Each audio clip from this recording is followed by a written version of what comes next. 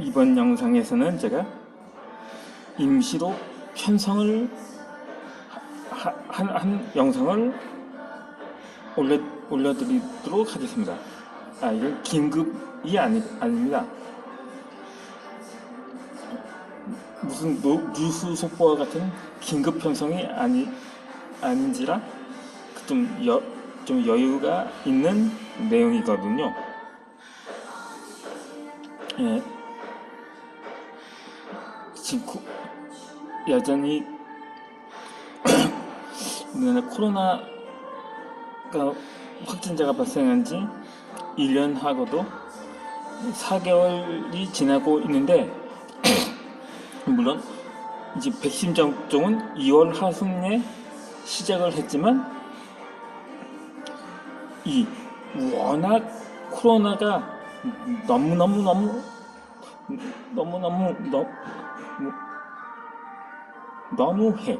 정말 이렇게 너무 길게 끌어가고 있어서 이 백신 공급에서 차질이 생겼는지 조금 백신 접종 속도가 늦다고 하는데 그것이 백신 부작용 때문인지 아니면 이 코로나가 너무 장기간 지속되면서 백신 원료가 거의 시가 마를 정도로 그래서 고갈이 우려되면서 접종이 늦어지고 있는지에 대해서 이렇게 다양한 판단을 하고 있음을 볼 수가 있습니다. 우리나라 지금까지 누적 접종자 수가 100만 명을 넘었거든요. 그런데 우리나라 인류 역량으로는 지금 접종이 한 달이 넘었는데 한 달이 아니고 하루에 그만큼 맞출 수 있는 분량이라고 합니다. 그러니까 전체적으로 우리나라는 111위의 접종 속도를 자랑이라고 표현하기에는 민망하다고는 하는데 그러면 이럴 거예요. 아니 지구상에 200개 넘는 나라가 있는데 112 정도면 그래도 중간은 아니냐고 볼 수가 있습니다. 하지만 이 속도에 따라서 좌우가 되는데 이 현재 속도로 계속 한다면 5년 이상은 전체 인구가 우리나라 전체 인구가 접종을 할 수 있는 정도라고 합니다. 그런데 원래대로 그러니까 우리나라 인류 역량대로라면 이스라엘과 영국에 이어서 세계 네 번째로 접종률을 기록할 수 있다는데, 그렇게 되면 다시 한번 대한민국을 외칠 수 있을 거죠. 하지만 현실은 그렇지가 않다는 거죠. 그런데 그것이 지금 미국도 거의 1억 5천만 명이 접종을 완료해서 거의 미국 인구의 절반이 접종을 마친 상태인데, 지금까지 미국의 누적 확진자가 3천만 명을 넘었거든요. 그래서 이제 한때 하루에만 10만 명, 20만 명대까지 폭증을 하던 하루 확진자 수가 6, 7만 명 정도로 줄었다고 합니다. 그 백신 접종이 그 절반을 마친 상황에서 그 정도가 줄었다고 한다면, 만약에 우리나라에서 하루 확진자 수가 그만큼 나온다면 정말 상상이 아니라 공상만 해도 끔찍하게 할 겁니다.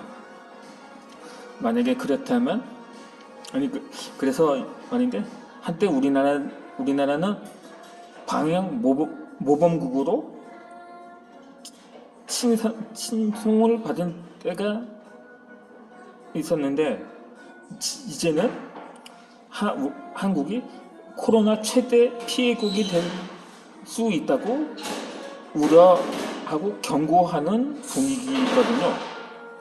그렇게 되면 우리나라가 하루 확진자 수가 미국보다도 더 많이 나올 수 있다는 가능성인데, 만약에 차마 그렇게 되지 않기를 바라지만, 만에 한해 그게 현실로 나타난다면 전면 봉쇄로도 부족할 겁니다. 하루 확진자가 1000명 안팎으로 나와도 3단계로 격상하느냐 마느냐, 그렇게 논란이 되었는데, 그때는 정말 불가피하겠죠. 실제로 그러한 노고로 인해서 지금까지 확진자 수가 한 명도 나오지 않은 나라가 있습니다. 나라로 하기에는 좀 그렇고 바로 이 윗동네거든요.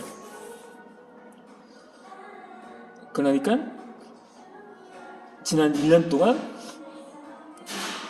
농사는 물론 어업과 모든 무역이랑 교류를 금지시키고 심지어 장마당까지 금지를 시켰다고 합니다. 군사훈련 빼고는 완전히 그 국가기관이 시스템이 마비가 된 거죠 라고 할 수가 있겠죠. 근데 국가라고 하기에도 좀 그런데, 아무튼 그래도 정부가 있으니까요. 그뿐만 아니라 무슨 교육시설도 마찬가지고요. 1년 동안 모든 대학은 물론 중고등학교와 초등학교, 유치원, 보육원, 고아원, 어린이집, 이제 방과후 교실 이 전부 폐쇄가 되어 있거든요. 거기서는 타가소라고 하죠. 그러니까 지난 1년 동안 한 명도 확진자가 나오지 않을 수밖에 없었던 거죠. 하지만 그러면 뭐 합니까? 이거 완전히 아니한만 못한 거잖아요. 그래서 말인데, 이 우리나라, 지금 한참 논란의 선상이, 그게 영국산이라고 하죠. 이 아재를, 그것이 혈전 논란으로 한때 백신이 접종이 중단이 되고 최근 개제를 했는데, 그것도 좀 제한적입니다. 30대 미만은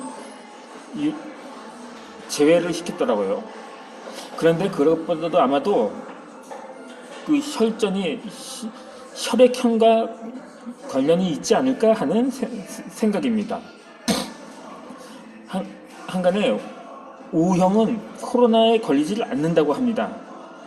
그렇다고 제가 의학 지식이 있는 건 아니라서 그 상세한 설명은 드릴 수는 없는데, 물론 제 외조부와 친조부께서 각각 약사와 의사였긴 하지만 그 지식이 나한테까진 전수되지 않았기 때문에 자세한 의학 지식은 생략을 하겠습니다.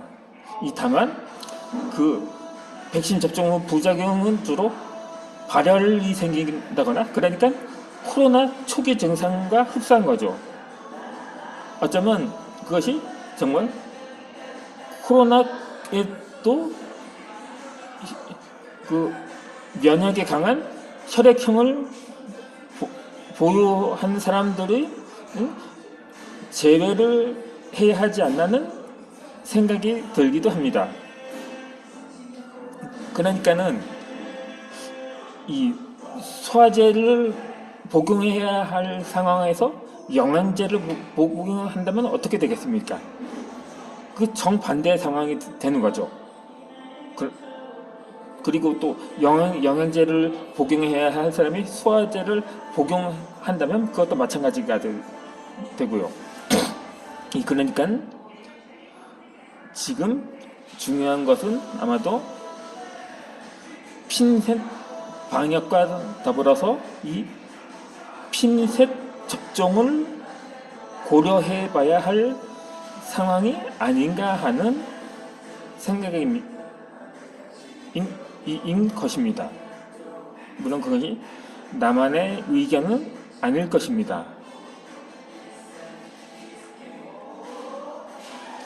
물론 아마 5년 현재 상태로 접종을 했다간 5년 넘게 걸린다는데, 물론 그 전에 자연 소멸이 된다면